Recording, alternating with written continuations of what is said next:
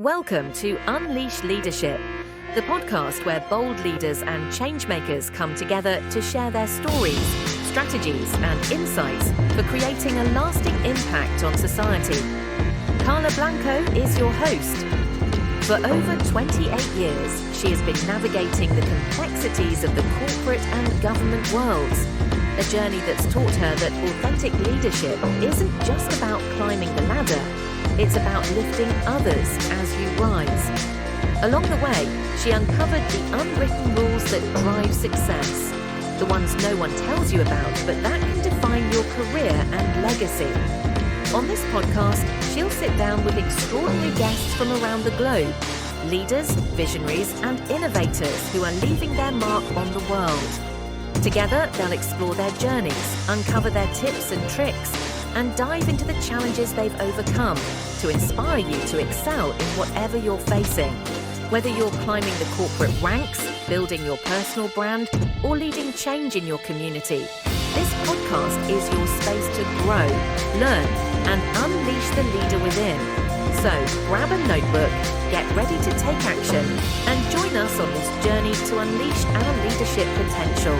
Before we dive in, make sure to follow Carla on Instagram, LinkedIn, at Carla Blanco Coach, Carla with a K, and YouTube at Carla Blanco Show to stay connected and get even more leadership tips and updates.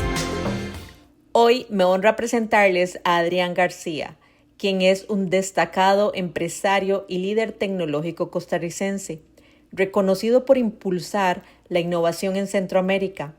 Trabajó como ejecutivo de Amazon y fue galardonado por el Innovation Circle Award, cofundador de Carao Ventures, para fortalecer startups en biotecnología, fintech y en inteligencia artificial. Fundó y vendió Terraba y actualmente lidera tecnología en Boena Lodges, fusionando lujo, sostenibilidad e innovación.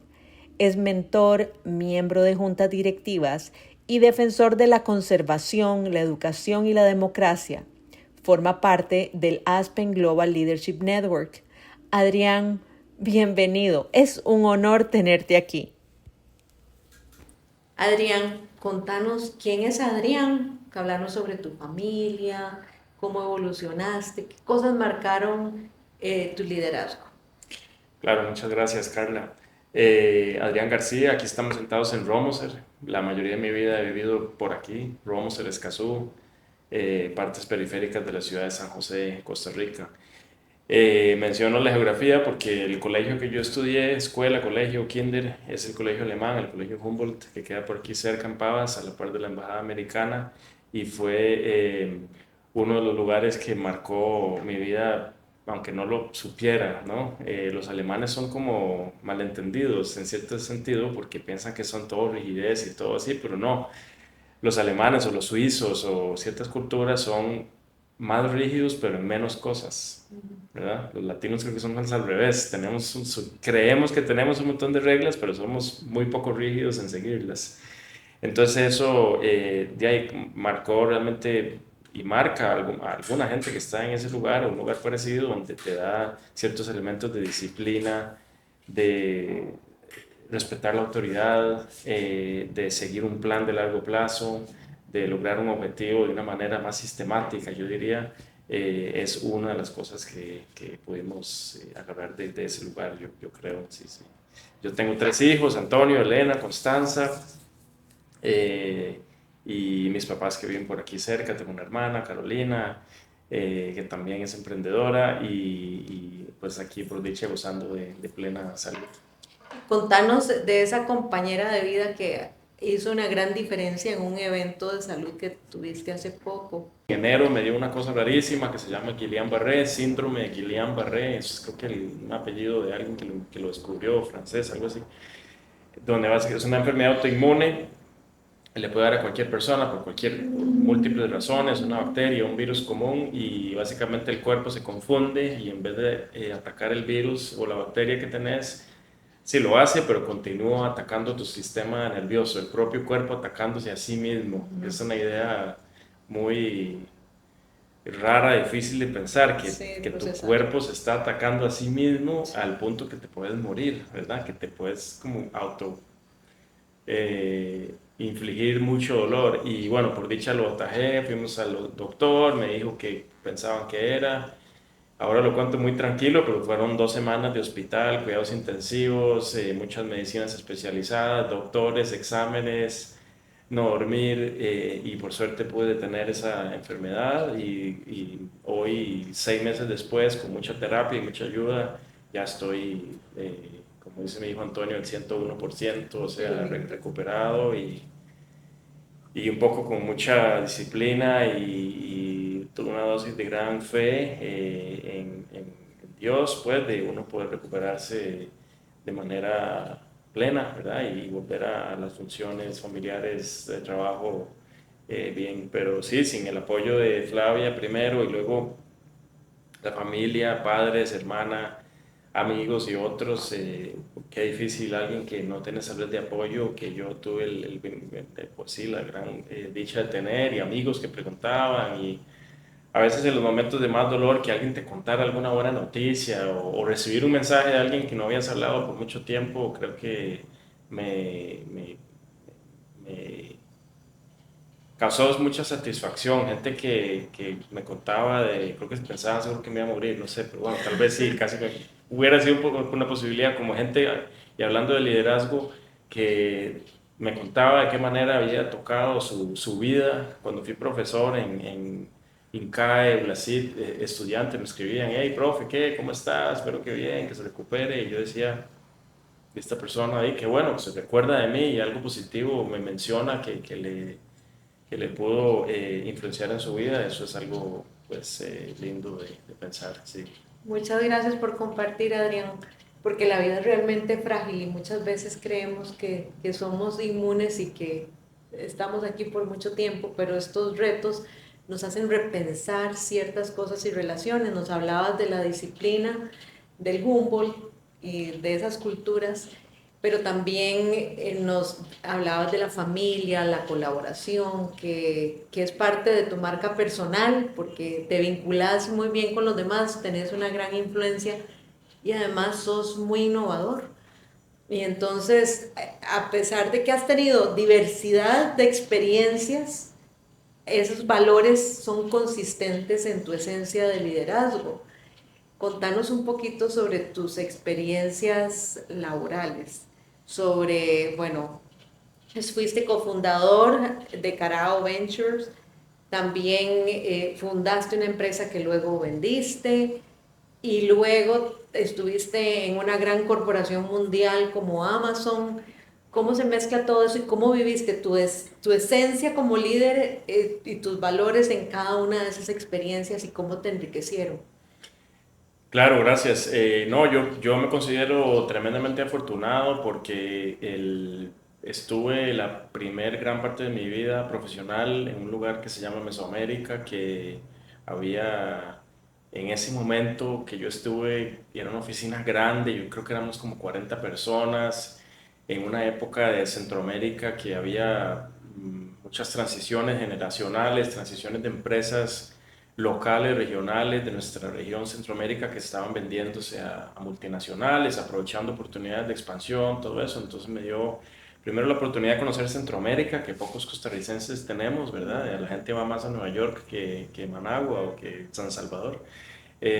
Fui muchas veces a todas las capitales y eso me dio un gran como arraigo en la región, no tanto ser costarricense, porque ser costarricense es fácil, porque es un país de ahí que todo el mundo le pone, casi todo el mundo, un tinte positivo, pero conocer la región, conocer los retos, incluso en momentos más difíciles de algunos países y eso fue muy bueno. Pero hablando más que de países, las personas con las que me tocó estar, hoy grandes amigos y mentores, don Harry Strachan, Luis Javier Castro y muchas otras personas de las que aprendí, excelentes profesionales, personas de familia y líderes, Juan Carlos Rojas, José Sauma, Julius, Reinaldo. eh, John y muchos otros personas que uno empezando a trabajar tuvo el privilegio y eso ojalá mucha gente joven lo tenga no importa dónde trabajen, realmente escojan un buen jefe, escojan una buena persona de la cual aprender y no, todos somos diferentes, tenemos personalidades diferentes y habilidades, pero por lo menos personas que hoy yo, 20 años después, empezó y siguió creciendo, la gran admiración por cómo ellos hacían su trabajo. Dos elementos ahí que hoy yo me llevo en lo que decís esto de marca personal. Uno, la rigidez positiva y profesionalismo de hacer un buen trabajo, ¿verdad? De si vos te asignan algo, hacerlo en la más alta calidad que puedes entregar un resultado, ¿verdad? En la consultoría o temas financieros,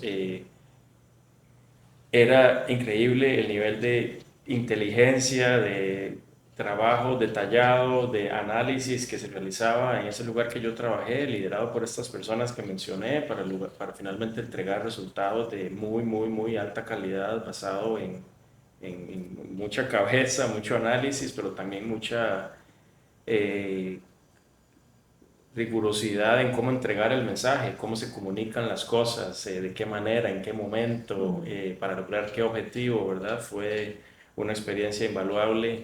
Esa rigurosidad técnica, llamémoslo, de hacer un buen trabajo. Número uno, hay muchas cosas que podría hablar, pero esa es una. Y luego regreso después a hablar de Amazon, de cómo eso se manifiesta de otras maneras. Y dos, yo aprendí de esos señores este tema en algún lugar lo leí, creo que fue uno de los libros de Don Harry Strachan, de hacer el bien y que le vaya a uno bien, doing well and doing good en inglés, at the same time. Que normalmente la gente dice, hoy voy a trabajar y voy a ser un gran profesional y tal vez hago mucho dinero y tal vez luego, cuando sea viejo, a los 70 años, Hago el bien. entonces voy a encontrar una fundación ahí de una plata. No, estos señores tenían una forma bien rara, bien extraña para mí, pero increíble de cómo estructurar tu vida, que era, usted puede do good al puro principio de su carrera, mientras en paralelo usted trabaja en doing well, ¿verdad? Que le vaya a usted bien financieramente, profesionalmente. Entonces ese esquema en la época todavía existe pues, pero de A&D, de muchas empresas grandes como la que vos estuviste, con departamentos de Public Affairs, relacionamiento con la comunidad, que tenían hasta otros nombres en ese momento, donde no es solo hacer una fábrica, hacer una operación, sino hacerse un buen ciudadano donde uno estaba. Eso fue una idea realmente increíble que me dejó, que me quedó hasta hoy, ¿verdad? No te puedes esperar sobre todo si uno es una persona que considera que sos inteligente, puedes hacer buenas cosas por algo, puedes hacer un buen trabajo, ¿por qué no poner eso a disposición de los demás? ¿Verdad? Yo creo que si uno tiene un privilegio de poder estar en una posición de liderazgo, hacer algo bueno en el mundo profesional, también uno tiene que poner eso al servicio de los demás, en el ámbito público, en el ámbito de contribución a la comunidad, y eso no te va a hacer conseguir un mejor trabajo, no te va a hacer más popular, es simplemente algo que si te nace de adentro, contribuir al bien común, es algo que trae beneficios increíbles a lo largo de la carrera. Con la gente que yo logré conocer, las ideas, la amplitud de posibilidades que uno encuentra en el mundo, haciendo bien hacia los demás y contribuyendo, es para mí un excelente complemento de cualquier vida profesional. Sí, te fortalece como líder. Pero contanos sobre Carao Ventures.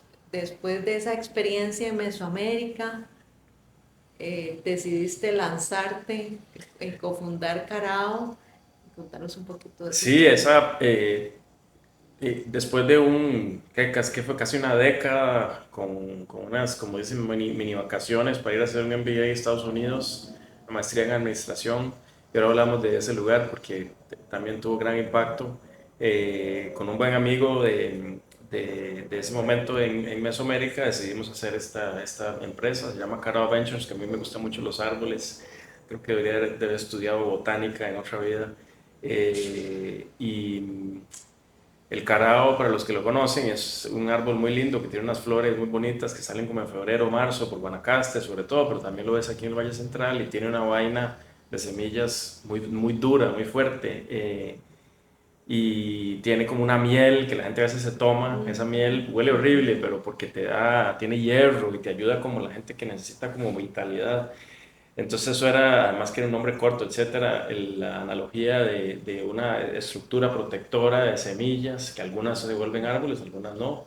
Y esa miel, que era como pues, lo que nosotros hacíamos, ciertos servicios que dábamos a emprendedores e inversionistas para lograr apoyar proyectos de emprendimiento hacia adelante. Eso lo hice casi por una década y no sé, venía un poco de ese trasfondo de querer poner a disposición, en este caso, habilidades técnicas que teníamos, de lograr estructurar un negocio, hacer los contratos correspondientes, buscar un buen emprendedor, buscar inversionistas interesados en invertir dinero en empresas emergentes y eso es lo que fue.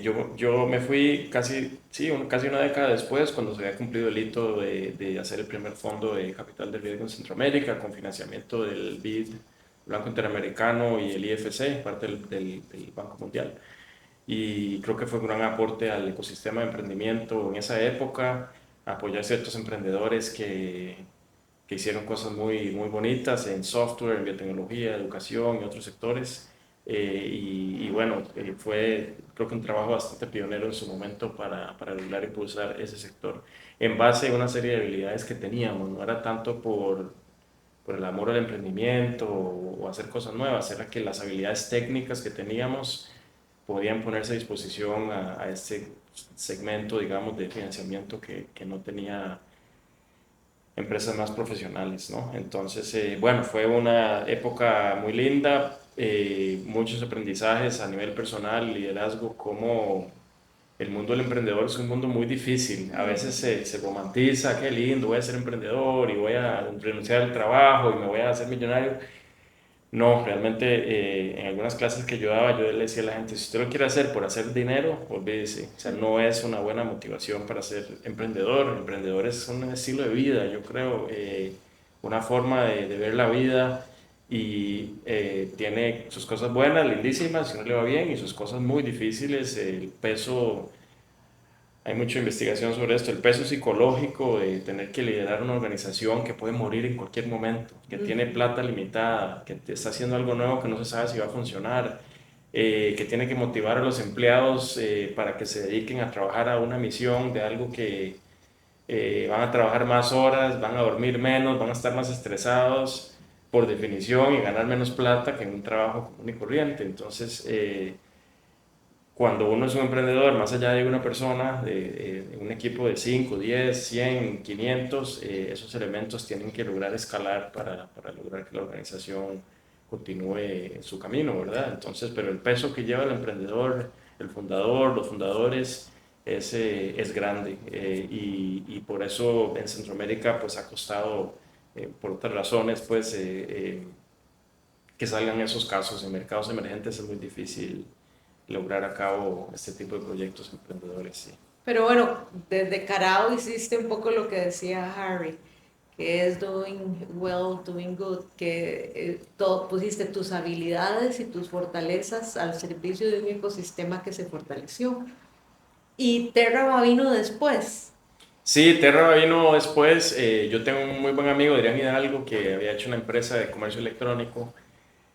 A mí el comercio electrónico me apasionaba. Cuando yo viví en Estados Unidos la primera vez, en el año, fue en September 11, en el 2006, 2000, 2001, 2, 3, por ahí. En esa época Amazon era pequeño, vendía libros y DVDs, vendía en ese momento música y eBay ya existía y ya, sobre todo para coleccionistas de libros, de estampillas, de cosas raras. Y entonces yo dije, de ahí, ¿por qué no me traigo unas bolsas de café Brit o no sé qué café y las pongo, me abro una cuenta y la empiezo a vender? Y yo creo que a la gente le gusta Costa Rica, le gusta el buen café. Y entonces empecé a vender un poquito de café de Costa Rica en lo que me cabía de la maleta cuando venía de vacaciones en eBay. Y me quedó esa idea. Yo dije, ¿cómo un intermediario de tecnología logra que yo, comprador, vendedor en este caso de café, conecte con una persona que nunca voy a conocer para darle un producto que le gusta? Y yo se lo conseguí. Y entonces ahí para la película, ¿verdad? 20 años después, bueno, ya Amazon era otra cosa y este amigo había tenido una experiencia muy curiosa de lanzar una marca de productos en Amazon. Entonces yo le dije, yo no sé mucho de comercio electrónico, le conté este mismo cuento que te conté del año 2000, pero conozco muchas empresas en Centroamérica y productos muy buenos. Entonces, ¿por qué no tratamos de convencerlos de que se abran una cuenta o les ayudamos a gestionar su negocio de comercio electrónico en Amazon y otros lugares?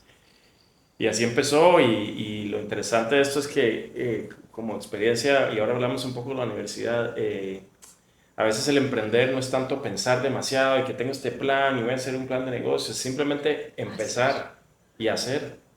Y entonces de repente mi amigo dice, hey, tengo que ir a una feria de comercio electrónico para vender los productos que él tenía. Y entonces le tocó en esa feria de estas grandes que uno va de centros de conferencias o una empresa mexicana al lado de él que vendía productos de oficina como grapadoras y goma y lapiceros y no sé qué, que ellos mismos producían. Y entonces dijo, me escribió como, hey, ¿qué? Le vendemos el servicio de consultoría a estos señores. Y yo, hey, pues no tenemos ni nombre, la empresa, ni... eso es lo que pensaba yo en mi cabeza. Yo le dije, sí, claro, digámosle. Y entonces de repente me llama la noche y me dice, Diego, el tipo dice que sí.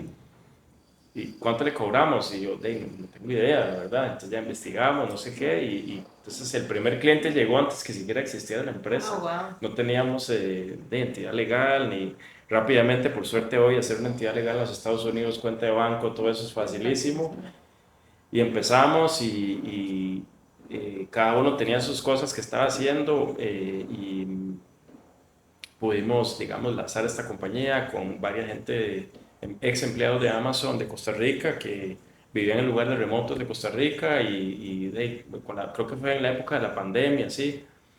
Luego les era difícil conseguir trabajo y eran muy buenos en lo que hacían, entonces logramos hacer un grupo ahí de, no me acuerdo cuántos llegamos a ser, como 20, 25 personas que daban ese servicio a muchas marcas. Luego Costa Rica se nos hizo pequeño y empezamos a tener clientes en Colombia, Ecuador, Argentina, México un poco, Estados Unidos, y llegó una compañía de San Diego y nos hizo una oferta para comprar la compañía, que ellos daban ese mismo servicio pero estaban en otra zona horaria. Entonces decían, yo en vez de yo desde cero empezar a contratar gente en Costa Rica, prefiero comprarlos a ustedes. Y como Adrián y yo no hacíamos eso tiempo completo, fue una oferta atractiva, nos quedamos trabajando con ellos un rato por la transición y ahí lo dejamos. Entonces fue bonito, algo desde cero, fue bonito en ese caso, una persona que yo conocía, pero no tanto, no era mi amigo, él es el hermano de un amigo, logramos fortalecer la amistad personal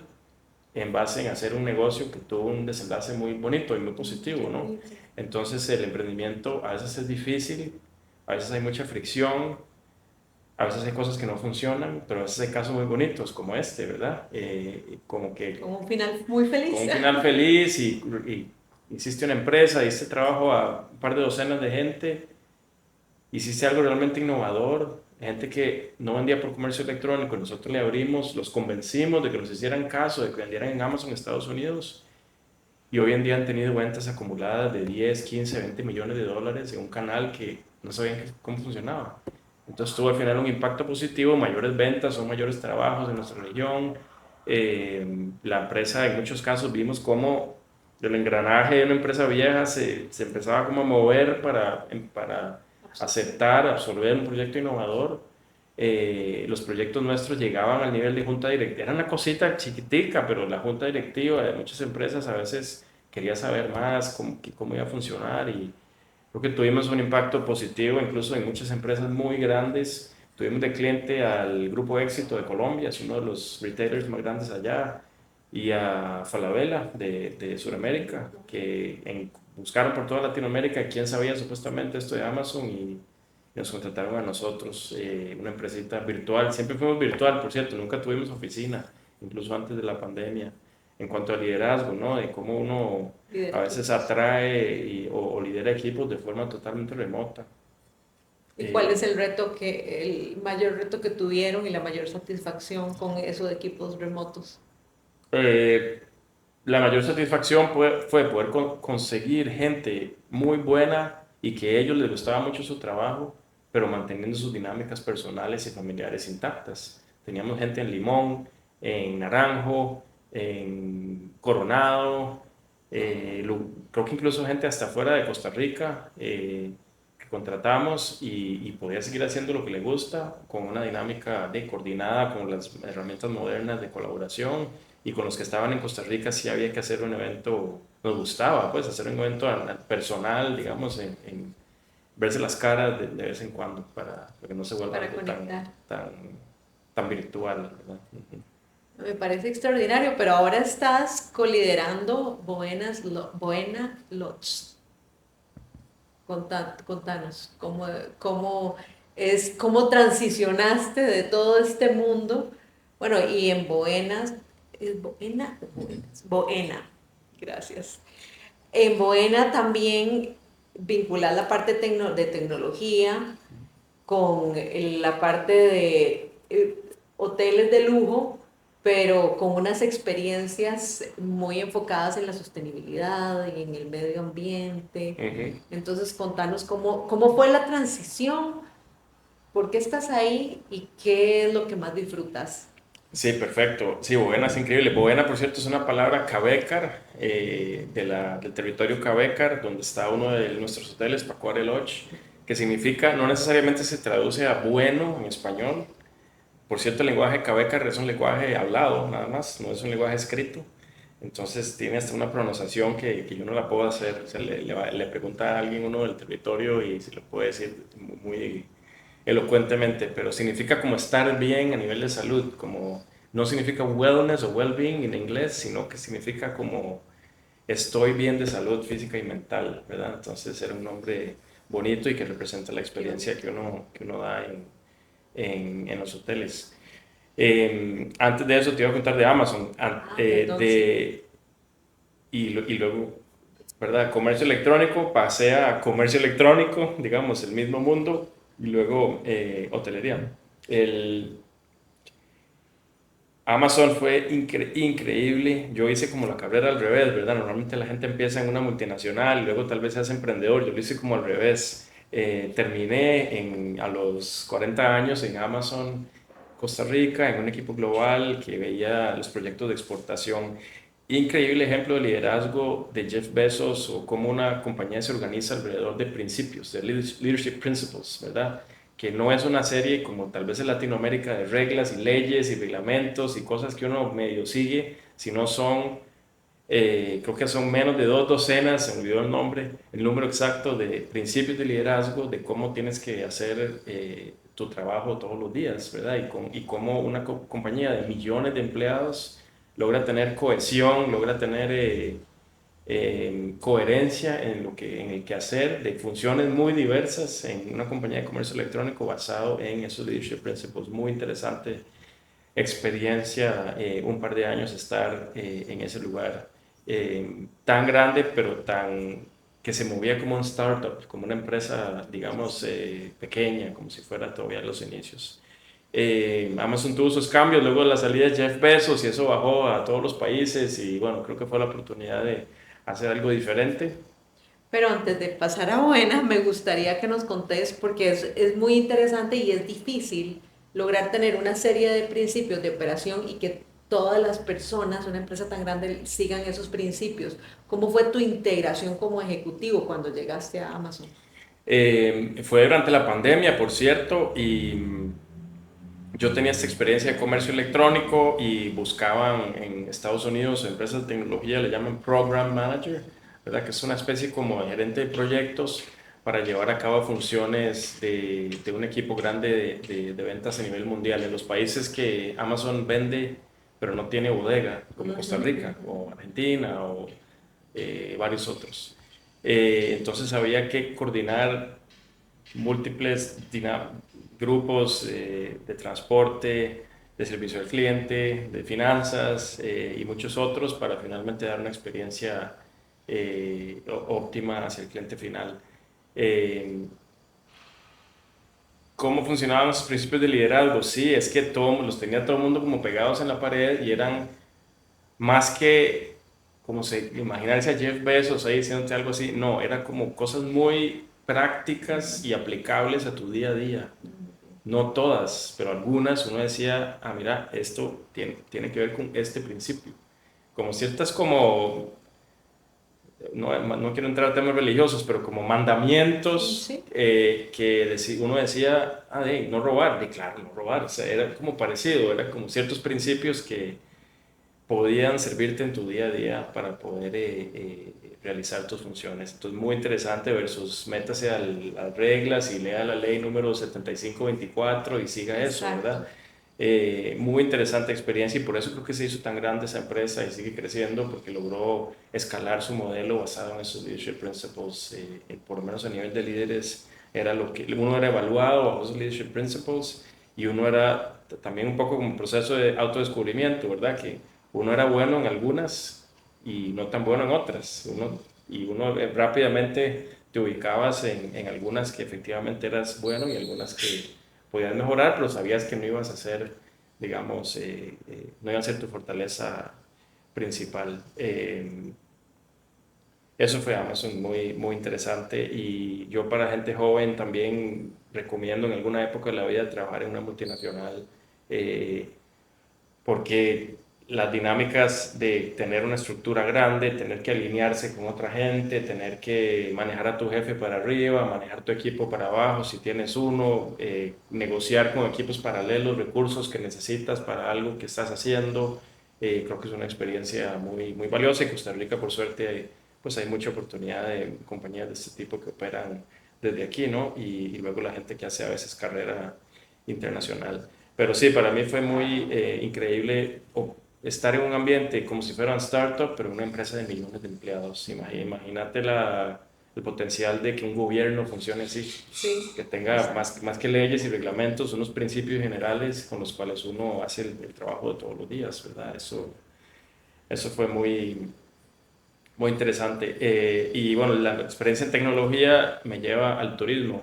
que uno pensaría que no tiene mucho que ver, pero al final vender productos por internet al mundo es un poco como el turismo, traer al mundo a un lugar como Costa Rica para que la gente la pase bien, descubra un lugar diferente, se conecte con la naturaleza. Eso es un poco Costa Rica. Esta empresa es de la familia de mi esposa y en una transición de socios que hubo, en miras al crecimiento del grupo, fuimos integrados algunos miembros de la familia en algunos puestos para lograr, digamos, subir la barra eso es una frase de Amazon, subir la barra en cómo operaba esa compañía. La mayoría de las empresas familiares y en muchas industrias y en todos nuestros países emergentes son muy informales, ¿verdad? Cómo se maneja el día a día de las cosas, cómo se organizan los proyectos, cómo se ven las finanzas, cómo se recluta la gente, entre otro montón de cosas. Entonces, hoy en día con sistemas y procesos, uno puede traer más orden, más visibilidad, más transparencia, más alineamiento, y eso es un poco lo que estoy haciendo ahora para la empresa de turismo, que es muy lindo, y también la ventaja de una empresa familiar o privada es que uno puede llevar a cabo tareas de conservación en las comunidades que tienen gran impacto, que si uno es una empresa privada pura, más fría o más grande, realmente no lo vas a hacer a menos que te ayude por marketing o alguna otra razón, ¿no? Pero poder hacerlo porque genuinamente a la familia le importa es algo importante y lindo que poder tener la libertad de hacerlo. Viviendo en coherencia, qué bonito. Ujú. Entonces, además sos un defensor justamente de la conservación, de la educación y de la democracia. Nos contaste brevemente cómo se integra eso en tu experiencia en Boena y en general en tu liderazgo, cómo integras esa defensa en tu día a día, en tu accionar, esa coherencia. Yo creo que todo empieza por la curiosidad y las ganas de querer hacer cosas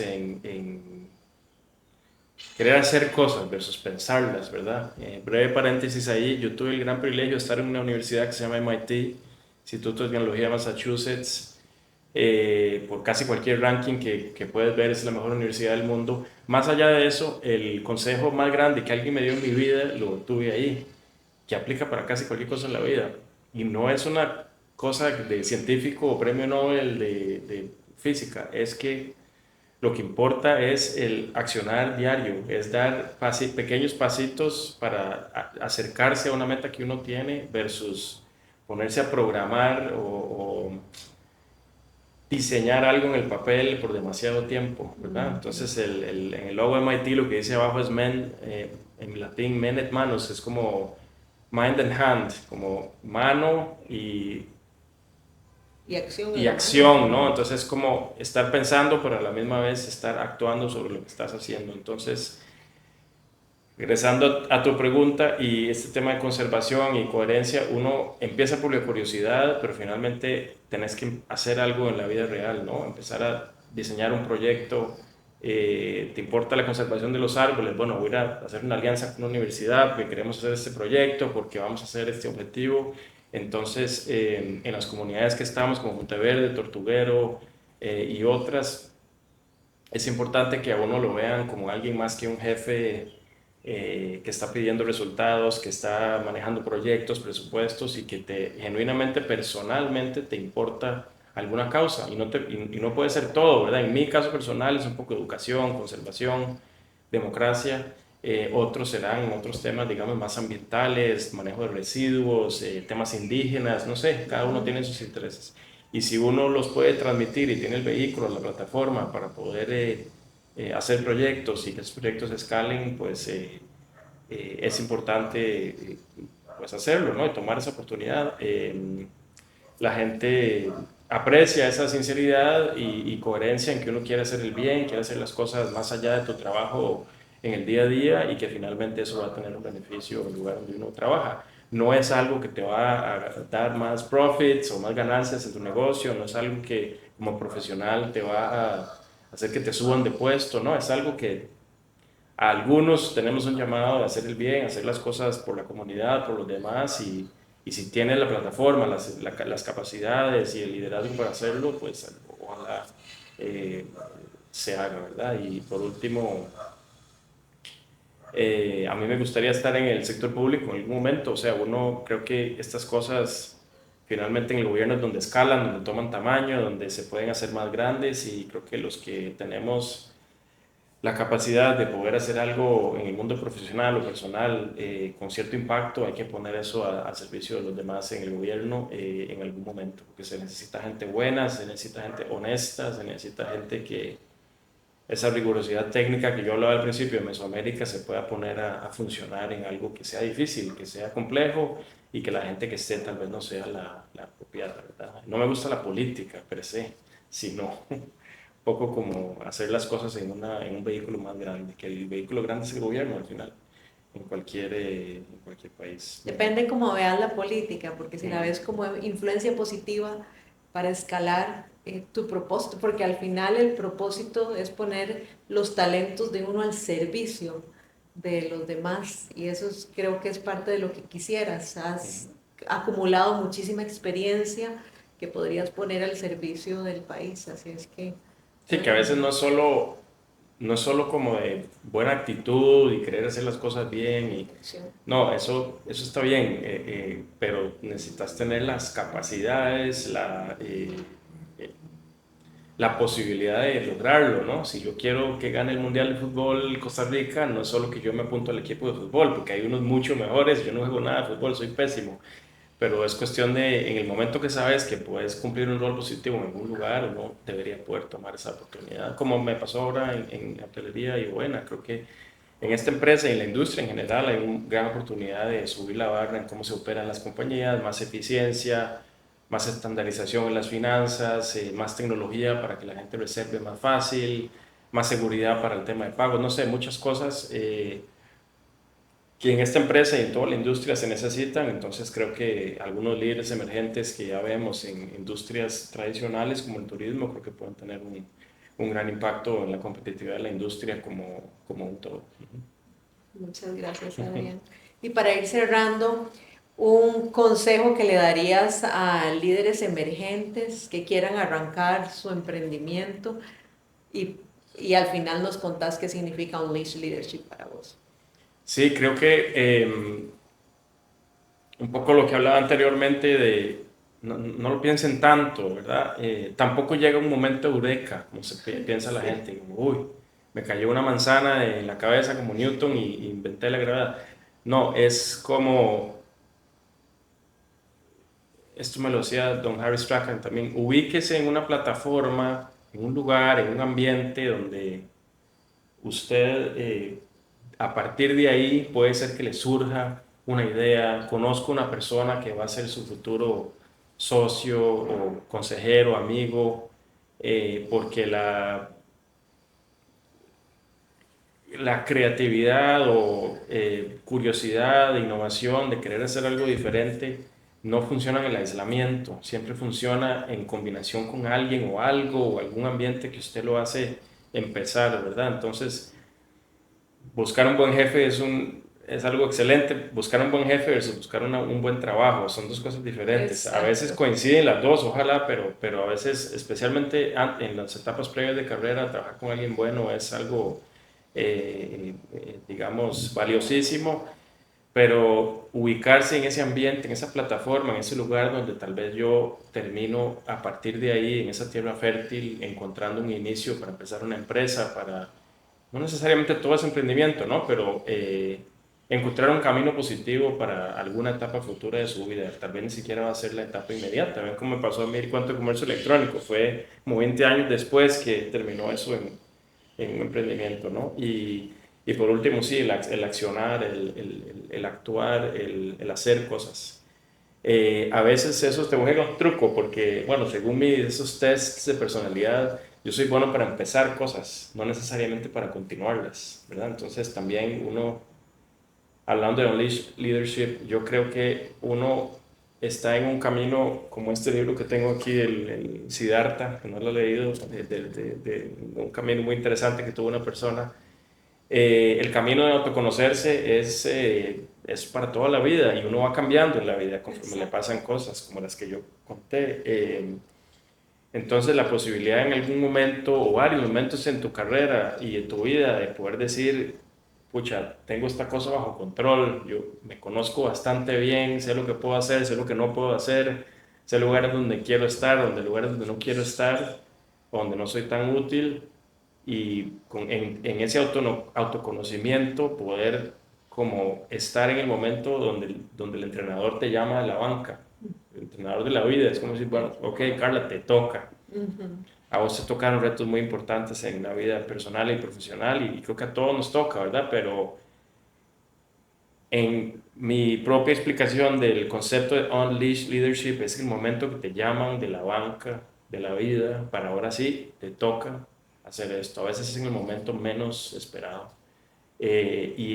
La posibilidad de, en tu propio camino de autoconocimiento, sentir la confianza de tus fortalezas, habilidades, de poder aprovechar esa oportunidad cuando ya te llaman a jugar el partido en el sector privado, sector público, eso es algo bueno porque tenés, creo que toda la energía, fuerza, autoconocimiento, confianza de poder hacer un buen trabajo. Si no, uno está como pues poco seguro de sí mismo, ¿no? Entonces, unleash en inglés, a mí la palabra es como cuando ya puedes salir, ya puedes iniciar, puedes eh, iniciar una carrera, como si fuera la carrera de correr, ¿verdad? En atletismo, con toda la fuerza, porque sabes lo que puedes hacer y cómo lo puedes hacer y los errores que puedes hacer, ¿no? Entonces creo que es un poco eso. Y no creo que lo unleashing, no creo que, en mi opinión, tenés varios momentos en la vida donde puedes hacer un verdadero unleashing de tu liderazgo y tus capacidades. Ahora yo me siento en la banca y todo bien, porque estoy haciendo lo que me gusta, estoy haciendo algo bueno, pero llegará un momento en el futuro donde alguien dice, no, lo necesito, como fue la familia de mi esposa en ese momento anterior, lo necesito aquí porque tenemos este reto, y yo, ok, pura vida. Y ya regresa uno como al día a día, pero eso es lo que yo podría decir, perdón que me extendí, pero Muchas gracias. creo que mucho autoconocimiento, el actuar, no tanto pensar. No pensar no significa hacer locura, significa pensar solo en el siguiente paso del siguiente día, o el siguiente minuto, o el siguiente cliente, no los siguientes 100 o 1000, sino lo que te queda un poco más cerca. Y ya logras un primer paso, bueno, luego haces 10, luego haces 100, como fue cuando me enfermé, que no podía caminar. Y entonces fue literalmente el día del primer paso. Después hice 10, después hice 100, después ya no contaba pasos, ya contaba kilómetros y bueno, y así es creo que un poco el camino de la vida también. Y la vida no es solo cuesta, digamos, plan, no hay, digamos, no es todo plan, hay cuestas arriba y abajo. Y cuando te enfermaste, ¿cómo cambió eso tu perspectiva de liderazgo? Yo creo que lo más importante tal vez fue como la resiliencia, ¿verdad? Cómo uno puede estar, en el caso mío de esa enfermedad, técnicamente cerca de la muerte, pero poder recuperarte y estar mejor, ¿verdad? Entonces, cómo alguien en su vida personal, su vida profesional, puedes estar en cenizas, que puedes levantarte de las cenizas, ¿verdad? Y volver a estar inclusive aún mejor. Entonces, como algo, como una adversidad realmente importante, no adversidad ahí como que más o menos, sino que te puedes morir literalmente, te logra fortalecer. Eh, Gracias a Dios, por suerte, con mucha disciplina, mucha fe, logré estar mejor, ¿verdad? Poder ser peor el caso y que estuviera bastante mal, pero funcionó lo contrario, entonces creo que es un poco eso. Yo escuchaba resiliencia y yo decía, ah, sí, resiliencia, no sé, no lo había vivido en primera persona, creo que esa palabra, la capacidad de tolerar el dolor, los hombres creo que versus mujeres, digo, no tenemos nada que decir, pero yo creo que llegué al límite de lo que puedo soportar mi cuerpo de dolor y no sé, te pasan cosas extrañas en ese momento y logra uno de alguna manera sobrevivir. El cuerpo humano y la salud física y mental es creo que muy importante para ese tipo de retos. La Universidad de Chicago tiene un estudio longitudinal de 12 años sobre gente resiliente. Y antes de que iniciáramos la entrevista que estuvimos conversando, me dijiste algo muy importante, que te pregunté en qué pensabas. Algo que me parece vital es que no te enfrascaste en pobrecito yo y cómo me duele, porque eso amplifica el dolor. Y entonces yo creo que tu fortaleza mental y esa fe te ayudó definitivamente que estés hoy aquí con nosotros. De verdad que muy feliz de estar aquí con vos. Muchísimas gracias por tu tiempo, gracias por contarnos tu experiencia y por compartir tu sabiduría. Muy bien, muchas gracias, Carla.